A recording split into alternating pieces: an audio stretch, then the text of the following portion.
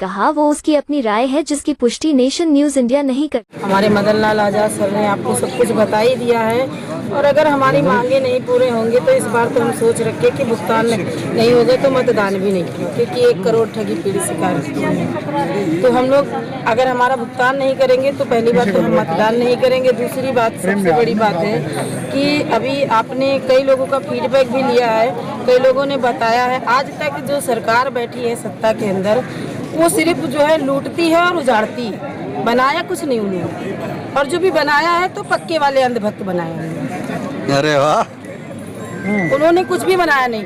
देखिए जितना पहले सरकार आती थी वो अभी जो है कांग्रेस की सरकार ले लीजिए, तमाम तरह की चीज़ें स्कूल कॉलेज बनवाए और रेलगाड़ियाँ बनवाई, अड्डे बनवाए, ये तो जब से आए सिर्फ उजाड़ रहे हैं। ये कह रहे सबका साथ सबका विकास, आप कहीं उजाड़ रहे हैं। अरे भाई कुछ तो दिखाए तो हमें कि मोदी जी के राज्य में सरकार में ये चीजें बनाई गई। हम तो जहाँ देख रहे हैं वहाँ बुलडोजर चल रहा, जहाँ देख रहे हैं वहाँ चीजें उजड़ रही हैं। जहाँ पे देखिए, जी हाँ मैं लखनऊ से। डबल इंजन की सरकार है, डबल इंजन की सरकार है, तभी तो वहाँ के लोग ठगे गए भैया। इतना ज्यादा लोग ठगे गए हैं कि जो है कुछ लोग फांसी लगा लिए, कुछ लोग पूरे परिवार को जहर मिला के दे दिए। अब मैं कई बार मैं बोल चुकी हूँ कि प्रमोद भाई का पूरा परिवार खत्म हो गया।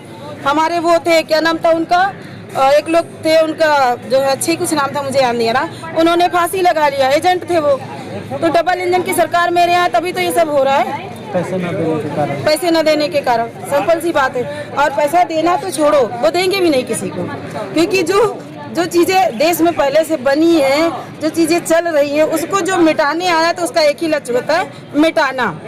ठीक है, अभी तक जैसे देखिए अभी चिटफंड कंपनियों की आप बात कर रहे थे, चिटफंड कंपनी की जो 3 लाख कंपनियां भागी हैं, जिनका पैसा जो है चला गया है, उसके जो MD CMD है वो सब भागे हैं। अभी तक कोई पकड़ा नहीं गया मोदी सरकार में। किसी को तो पकड़ के दिखाते वो, अगर किसी को पकड़ के दिखाते तो हमको विश्वास होता कि मोदी जी हमारा पैसा रिटर्न करेंगे। दूसरा चीज, अब बात आती है RBI की, IRDA की। IRDA में अभी जो है आपने देखा राजेश ट्रांसपोर्ट कंपनी का 15,000 का शेयर का जो है चल रहा था काफी लंबे समय से, 33,000 करोड़ उन्होंने अदानी को दे दिया। अभी कुछ दिनों से ट्रेडिंग में चल रही बड़ौदा बैंक का कि उसका पूरा का पूरा डेटा ही लीक हो गया है। तो किसकी सरकार में हो रहा है? कहाँ हमारे पैसे सुरक्षित है बताइए? सरकार पर भरोसा है? मुझे नहीं भरोसा।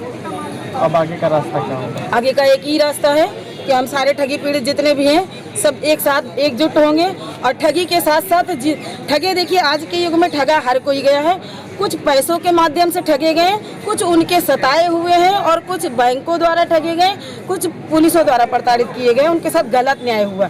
उस सब एक होने की कोशिश करेंगे और फिर बहुत बड़ा एक हम महाआंदोलन छेड़ेंगे। चलिए, बहुत शुक्रिया।